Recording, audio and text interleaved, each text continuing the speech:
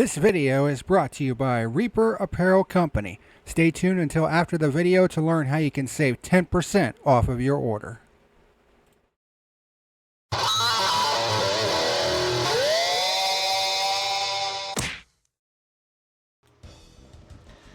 Hey, what's happening, ladies and germs? This is the PackerMan. Welcome to this edition of The Fuel, where today we're going to be talking about the race from Daytona.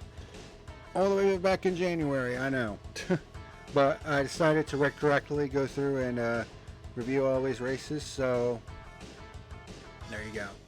But, this out of the way, just the camera a little bit. But today we're going to be talking about the 2025 VP Racing SportsCar Challenge from Daytona.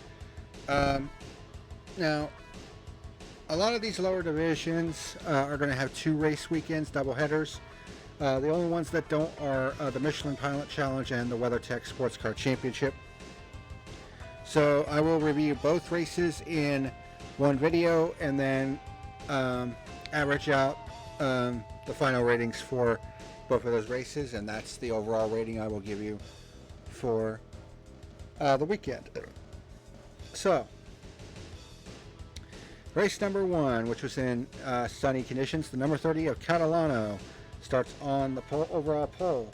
There are 3 different classes in the VP Racing Sports Car Challenge, and those are LMP3, GTDX, and GSX. And there's only bronze and silver rated FIA drivers in this series, and the races are usually only 45 minutes, so pretty quick. So the number 36 of Matt Dickin was not able to get the car started on the grid. And the number 80 of Brady Golan, who had to start last due to a penalty, but in one lap was back up to third because there was only like 7 cars in LMP3. So GSX cars were beating and banging going into turn 1. The number 76 of Clemens starts challenging the number 8 of Porto for the GSX lead. The number 31 of Marcus Palmer and the number 54 of Jonathan Woolridge in LMP3 would both get hit with 10-second post-race penalties for changing lanes at the start before the start-finish line, which is a no-no. The number 68 of Porter nearly loses it in the bus stop, allowing the 12 of Wilmot to take third in GSX. The battle for the GSX lead continues to be hot between Porto and Clemens. We have a battle for second in GTDX between Perez Compact, Muss, and Tan. Muss gets by Perez Compact for second in GTDX. Samantha Tan tries to pass Compact for second and takes it, but then Compact gets by her going down the front stretch, which is kind of frustrating to say the least. The number 54 Woolridge goes around at the International Horseshoe.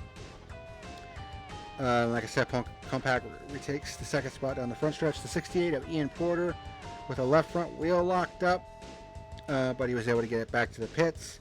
The 99 of Musial closing on Tan and Compact for third in GTDX. The number 12 of Wilmot and the number 43 of Le Fouge battle for third in GSX. Musial gets by Tan for fourth in GTDX. And then on the white flag, the number 76 of Clemens has his car shut off on the white flag lap as he was leading. He was literally coming around turns 3 and 4, and the car just shut off. Don't know if he ran out of fuel, but that is some shit luck. I'll tell you that much. And Catalano takes the overall win. He's also the LMP3 winner. The GTDX winner was the number 24 Radelson, who just completely dominated. And then the GSX winner was the number 8 of Porto as a result. I gave the first race a 6 out of 10. It was actually alright. Race number 2, on the other hand, was a very wet race. It was a rain race, so everybody was on the wet tires. So they had 2 formation laps at the start, and the clock starts at the end of the first formation lap. Okay.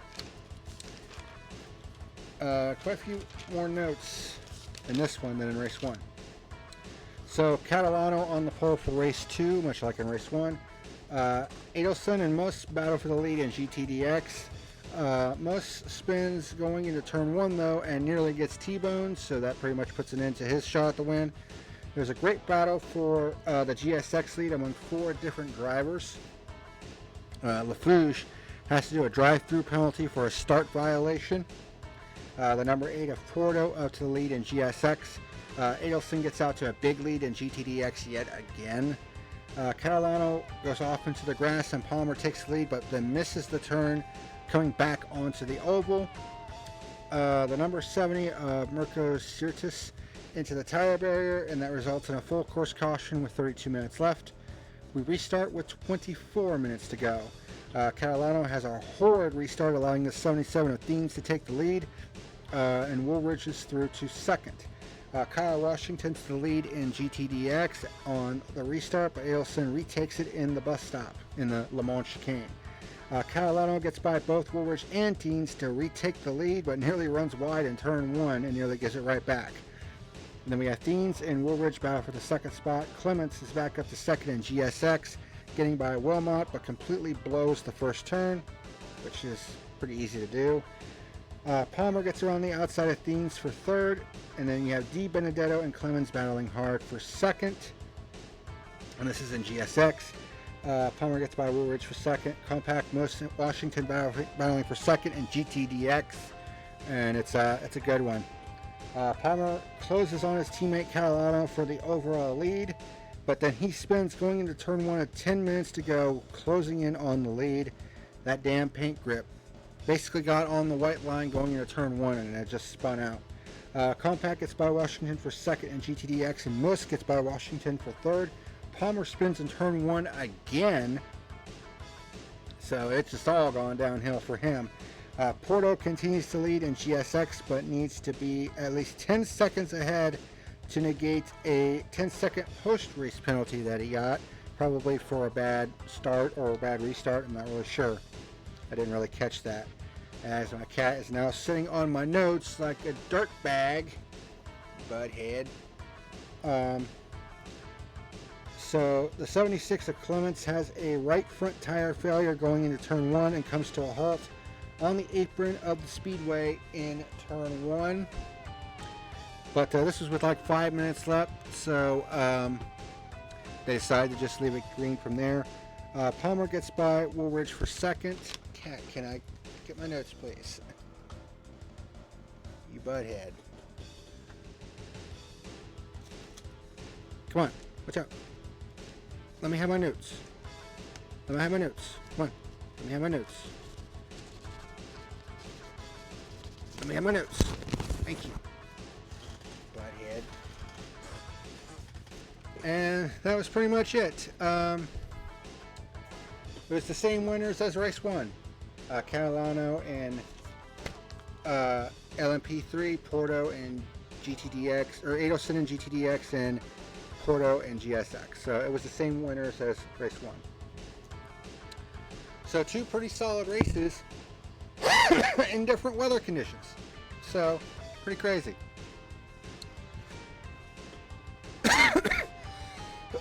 Excuse me. But I don't have the race results or the points because this was all the way back in January, so I'm not going to bother with those until we get caught up, which is going to be a minute, because this is a lot of races that I got to do. And of course I still got to do the ones that are coming up. Like this weekend we got 2 races. One for IndyCar, which I believe is at Road America, get off the keyboard. And then there's the 6 hours, the Salem 6 hours at the Glen for the IMSA WeatherTech series. So the shit I put myself through for you guys. But anyway, I gave both races the same rating. So my final rating for this weekend is a solid 6 out of 10. Of course, both races were only 45 minutes long, so quick and to the point. And there was some solid racing throughout. Not too much to complain about here, as far as I'm concerned. But anyways, that's going to do it for this edition of The Fuel. Thank you very much for watching. And until next time, this is the PackerMan signing out. See you later. Hey, what's happening, ladies and germs? This is the PackerMan letting you know that tonight's video was sponsored by Reaper Apparel Company.